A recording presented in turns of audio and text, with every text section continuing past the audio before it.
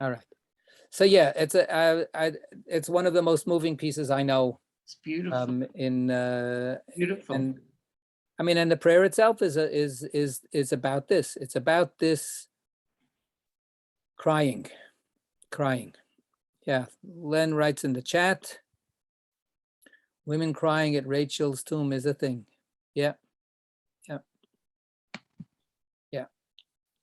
And like I say, this is not just the women crying, the angels and God and all of us, because it says she refuses to, this is the verse, right? She refuses to be comforted because her children are nowhere.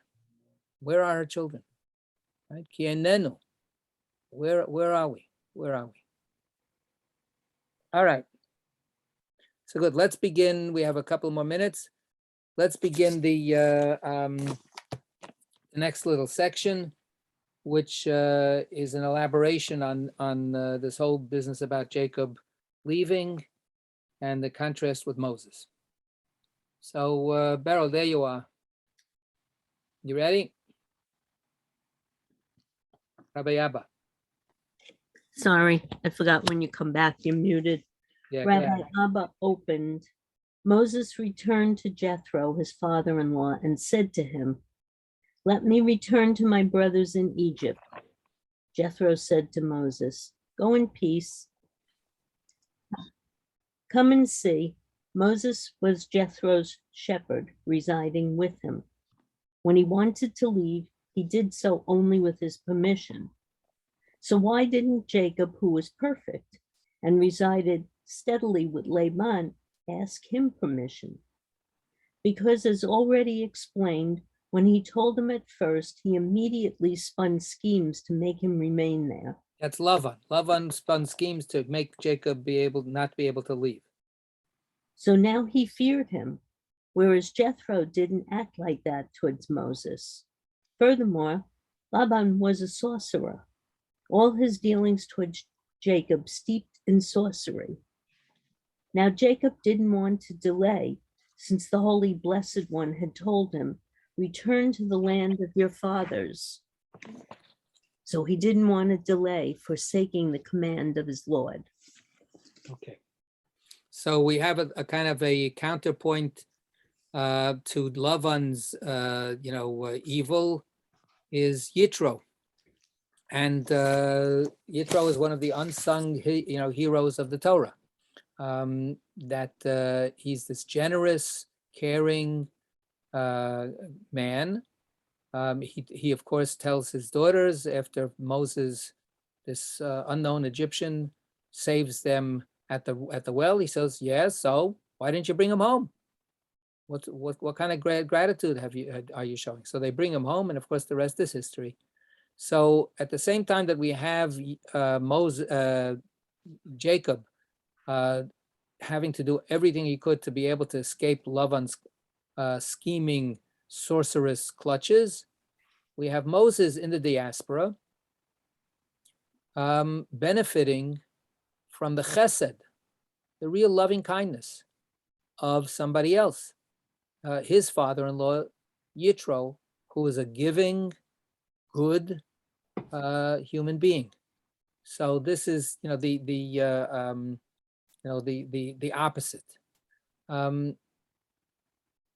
I've mentioned this many times. We have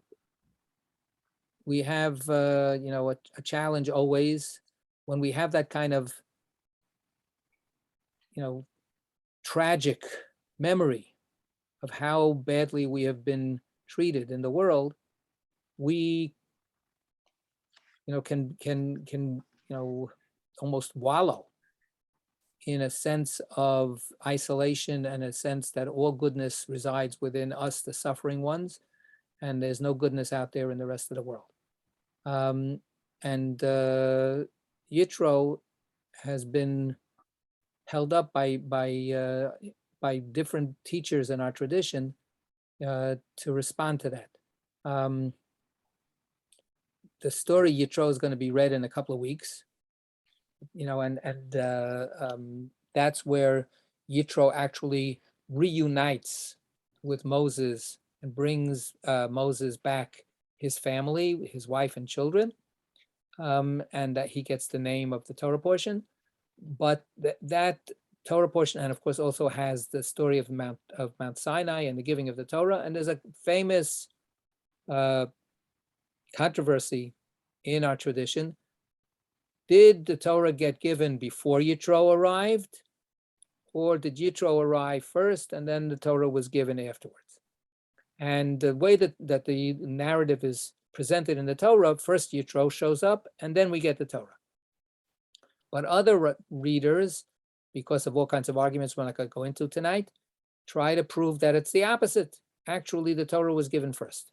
But then they have to answer the question. If the Torah was given first, why does the Torah go out of its way to switch around the chronology and tell the story backwards? Why doesn't the Torah give us the way, the order of the events? The Torah can be given, is given first, and then we can have the Yitro story afterwards. Why is the Yitro story put out of order?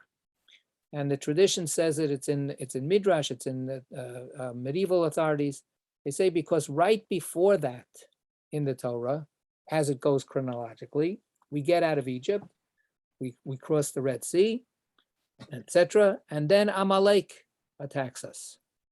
Amalek is the quintessential representation of evil in the world, right? Uncalled for cruelty against defenseless innocents.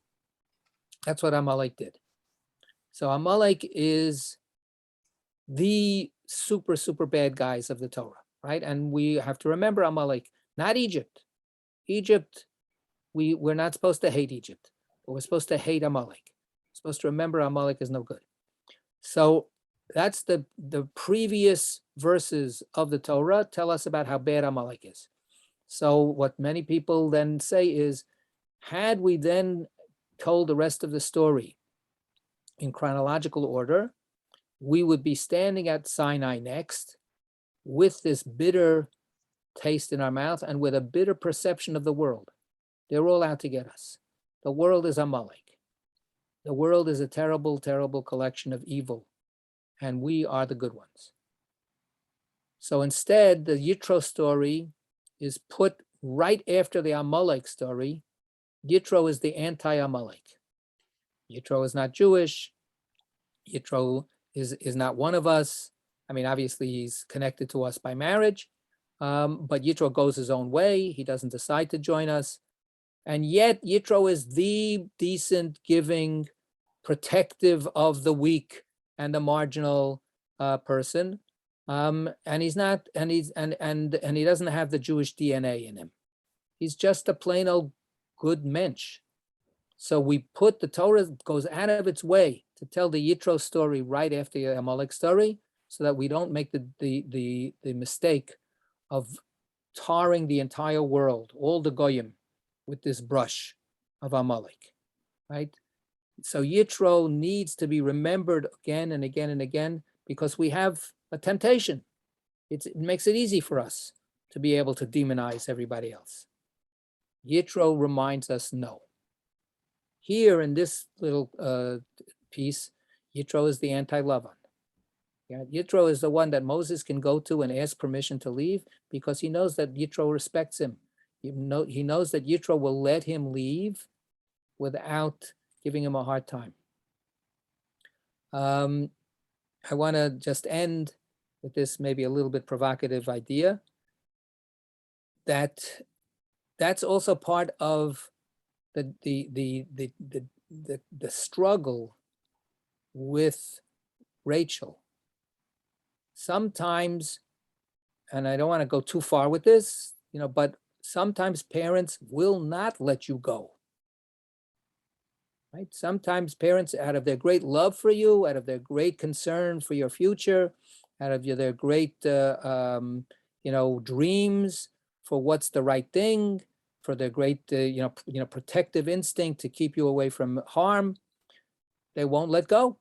They won't give you permission to go. And then the only time you can go is after they're gone, if you can let yourself go. So the idea of permission to go is one of the themes that we're struggling with here in our text. All right, we're gonna stop here. I mentioned last week that next week there's going to be a rabbinic candidate coming to Shomrei, and they will start by teaching Torah at 8 o'clock on Thursday night. There'll be a Zoom session. So we're not having Zohar next week. Then the following week, hopefully we can resume. But then the following week is another rabbinic candidate. And then the following week we resume. And then the following week, there's another rabbinic candidate. So starting with tonight, we're doing it every other week. This week, not next week. The following week, and not the week after that. Okay, so stay tuned. I will try my best to send notes out to everybody about that when we're back on and when we're not. But next week we're off, canceled. Look at the calendar of the Shomrei website. That will tell you hopefully what's what. Okay, say Zeig gesund, everybody. We'll miss you.